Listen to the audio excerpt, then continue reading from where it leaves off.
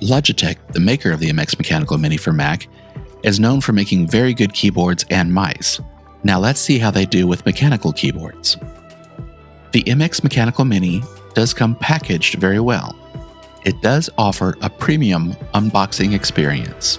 Now this is not a cheap keyboard. It does come out to around $150 on Amazon. It is slightly larger than the regular MX Mini for Mac.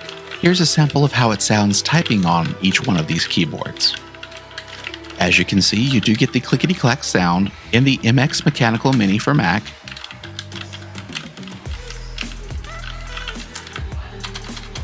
It's a much quieter experience in the regular MX Mini for Mac. It definitely does provide a little bit more tactile feedback. Overall, it feels pretty good. Very good build quality, and I'm excited to give this a try as my daily driver.